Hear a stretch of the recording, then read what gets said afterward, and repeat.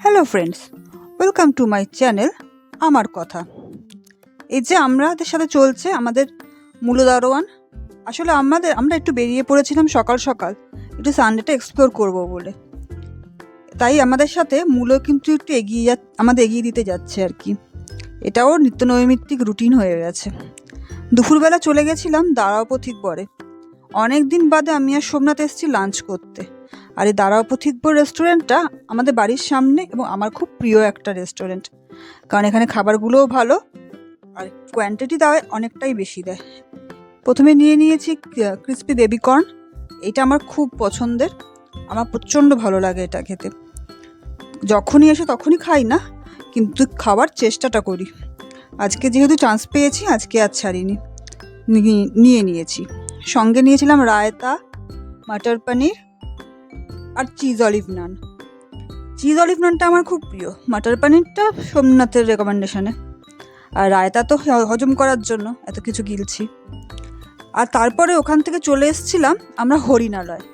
এটা আমাদের sudden planning বলতে পারেন, কারণ এখানে আসার কোনো ঠিক ছিল না, হঠাৎ করেই চলে এসেছি।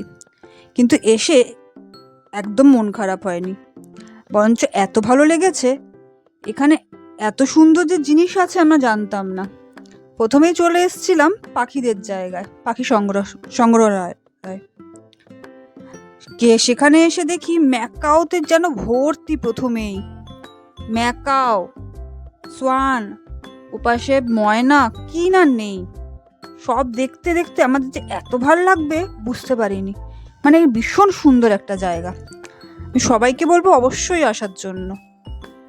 এখানে ম্যাকাওদের যে বাড়িটা করে রেখেছে বা ঘরটা করে রেখেছে, ঘরটা এরকম কাঁচ দিয়ে ঢেকে রেখেছে যাতে ওদের কোনো প্রবলেম না হয়। বাদ বাকিটা এমনি জাস্ট নেট দেওয়া, তাই জন্য রিফ্লেকশানে হয়তো বোঝা যাচ্ছে না, কিন্তু চেষ্টা করছি দেখানোর। ওই যে দেখছেন একটা নীল ম্যাকাও রয়েছে, এরকম ভর্তি ভর্তি ম্যাকাও রয়েছে। ওই যে ওপরে দেখছেন সবাই কেমন ভিড় করে রয়েছে। ভাবুন, ম্যাকাও এমনিতেই বেশ বড় বড় পাখি, তারপর এতগুলো একসাথে। তাহলে ভাবছেন যে জিনিসটা কিরকম লাগছে। আর রঙগুলো কিন্তু প্রচণ্ড সুন্দর। কাকে ছেড়ে কার কথা বলি।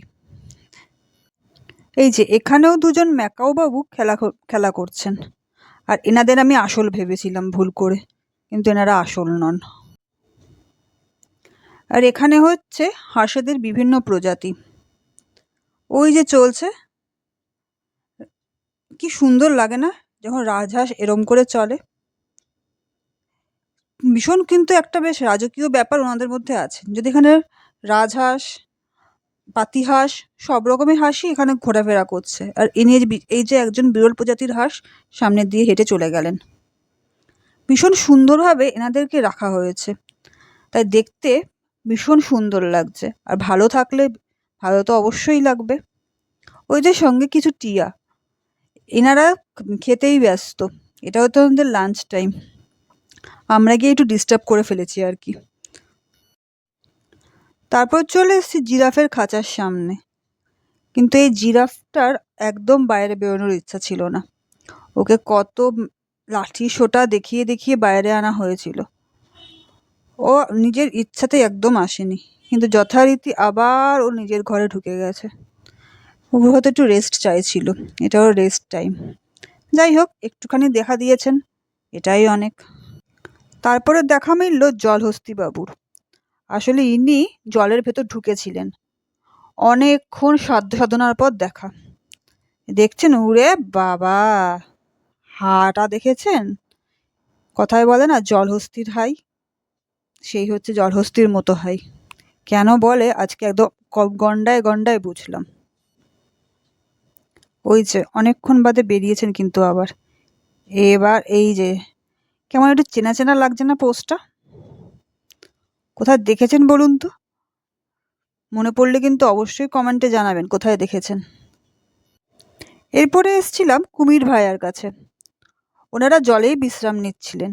এনারা ছিলেন মিঠা জলের কুমির, সেজন্য জল থেকে উঠছেন না। মিঠা তো, মিঠা কিন্তু কেউ ছাড়ে না। ওই যে ওইখানে একটা, ওই দূরে আরেকজন একটু একটু মুখ বার করে বসে আছেন। ওই যে দেখছেন। দেখার পর হনুমানের কিছু কীর্তিকলাপও দেখে নিলাম। কেমন লাফাচ্ছে, হনুমান না। এখানে কিন্তু বিভিন্ন প্রজাতির হনুমান আছে। সেটা এখানে আসলে দেখলে সব থেকে ভালো হয়, কারণ বলে দিলে সেই ফিলটা পাওয়া যাবে না। হঠাৎ করে দেখা, তাদের সাথে নামের সাথে তাদের বিবরণ মিলে যাওয়া, এগুলোর একটা অনুভূতি আলাদা। তাই এটা আর সাসপেন্সটা রেখে দিলাম, এটা আর নষ্ট করছি না। কিন্তু এই কুমির ভাই একটু অন্য ধরনের। ইনি নোনা জলের কুমির তো, তাই বেশি জলে থাকতে পারেননি, ডাঙায় উঠেই বিশ্রাম নিচ্ছেন। উনি কিন্তু তাকিয়ে আছেন, তাকানোটা একটা অসাধারণ ভঙ্গিমায়, দেখুন, যেন মনে হচ্ছে এক্ষুনি পেলে গিলে খাবে। বেশি সেই জন্য কাছে যাওয়ার শুধু দুঃসাহস কেউই করছে না। তাদের সাথে এই আকাশের এই পাখিগুলো বিকেলটা একটা সুন্দর করে দিয়েছে আরো। এনাদের সাথে যেন বিকেলটাও বয়ে যাচ্ছে, তাই এনাদেরও কিছু তুলে রাখলাম। এবার এসে গেছি হরিণদের কাছে। হরিণালয় নাম যেহেতু, হরিণ না থাকলে কি হয়। ওই যে দেখছেন দূরে এক পাল হরিণ ভাই, সবাই বোধহয় খেতে ব্যস্ত, ওনাদের বোধহয় এটাই লাঞ্চ টাইম, তাই এপাশ ওপাশ না করে সবাই চলে গেছে তাদের তাদের ছাউনিতে। যেহেতু বিকেলটা হয়েছে, সেহেতু সবাই কিন্তু বুঝে যায় এই সময় বাড়ি ফেরার পালা। এখানে দুজন ইমু পাখিরও দেখা মিলল।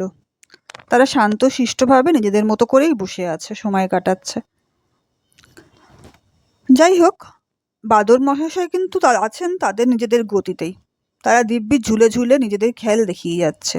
যদিও জানতে পারলাম বাঘ মহাশয় কিছুদিন পরে আসবেন, তাকে আনার প্রস্তুতি চলছে, তাই তাকে আর দেখতে পারলাম না। কিন্তু যাদেরকে দেখলাম, তাদের সাথে সময় কাটিয়ে আর তাদের এই রকম কসরত দেখে প্রচণ্ড আনন্দ পেয়ে, প্রচণ্ড ভালো লাগা নিয়ে বাড়ি আসলাম। এই দিনটা আজকে মনে থেকে যাবে, কারণ আজকে সানডে সর্টেড একেবারে। যাই হোক, আপনাদের সাথে দেখা হবে আবার পরের ব্লগে। ততক্ষণের জন্য টাটা।